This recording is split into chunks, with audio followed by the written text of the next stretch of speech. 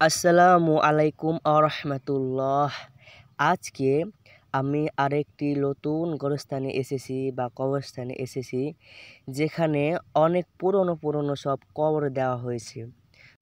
আমি আজকে এই গোরস্থানটা আপনাদেরকে নিয়ে পুরো ঘোরাবার চেষ্টা করব বা পুরো দেখাবার চেষ্টা করব। তো এই যে প্রাচীর দিয়ে ঘেরা করা হয়েছে এই কবরটা অনেক পুরনো একটি কবর, এবং এই কবরটা যে কার আমি ঠিক বলতে পারছি না, কিন্তু হবে কোনো বড়লোক মানুষের। কিন্তু এই প্রাচীর দিয়ে ঘেরা করা এসব নিষিদ্ধ একটি কাজ।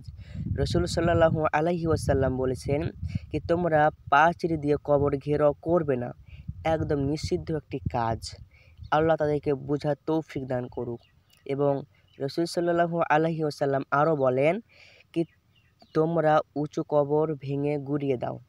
তো আমরা চেষ্টা করব কি প্রাচীর দিয়ে কবর না ঘেরাও করা। দেখেন এ সাইডে হয়তো কিছু একটা লেখা ছিল, কিন্তু হয়তো পুরনো কবর, তাই জন্য মিটে গিয়েছে। দেখেন অনেক পুরনো এবং অনেক বড় একটি কবরস্থান।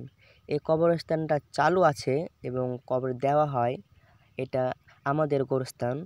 কিন্তু আমি যা আরেকটি ভিডিওতে দেখিয়েছিলাম না কি ভয়ঙ্কর কবরস্থান, এটা অনেক বিশাল বড় একটি কবরস্থান। এই দেখেন এই কবরগুলো সব ভেঙে গিয়েছে, এবং আল্লাহ তাদেরকে মাফ করে দেখ। আল্লাহ তাদের জান্নাতুল ফেরদাউস দান করুক, এবং সকল গুনাহগুলো আল্লাহ যেন মাফ করে দেয়। দেখেন এই কবরগুলো ভেঙে গিয়েছে, এবং দেখেন সব ভেঙে নিচের দিকে চলে গেছে। আল্লাহ তাদের কবরের আযাবগুলো মাফ করে দেখ। আমরা এটাই সবসময় দোয়া করব ওদের জন্য। তো দেখেন এই কবরগুলো ভেঙে একদম মাটির সঙ্গে মিশে গিয়েছে। আউযু বিল্লাহি মিনাশ শাইতানির রাজিম। বিসমিল্লাহির রহমানির রহিম।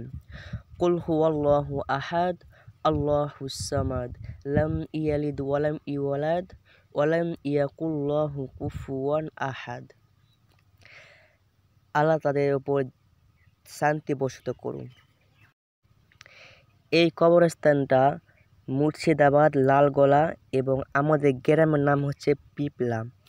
এই পিপলা সরায়ে অবস্থিত। এখানে তাদের ডেট অফ বার্থ লেখা আছে 2010 এবং 2011।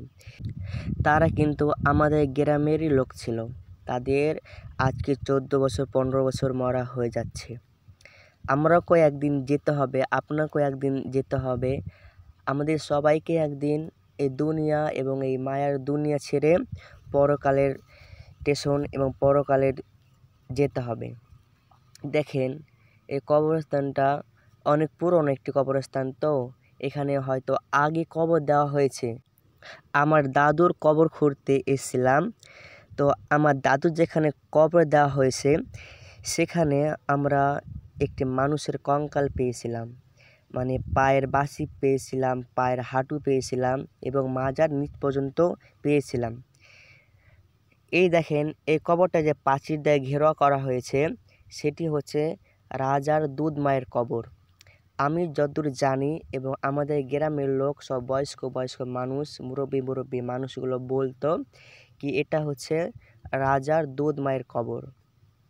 এই কবরটা অনেক পুরনো, মানে অনেক পুরনো। তো আমাদের গোরস্থানের মধ্যে সব থেকে পুরনো কবর হচ্ছে এই কবরটি।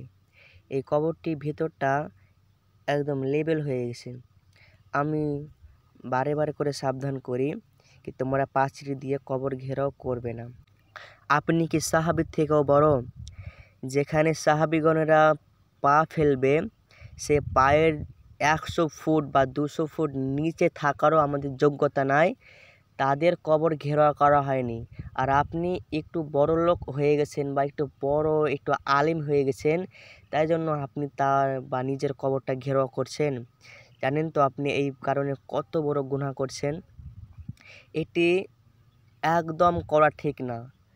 আমাদের যতই বড় আলিম হোক, যতই বড় পীর হোক, যত বড় পীর বাবা হোক, যতই বড় আপনি যাই হয়ে যাক না কেন, আপনার কবর সাধারণভাবে দেওয়া হবে। আপনি প্রাচীর দিয়ে কবর ঘেরাও করবে না, এটি একদম নিষিদ্ধ একটি কাজ। আল্লাহ সবাইকে বোঝার তৌফিক দান করুক। আমিন।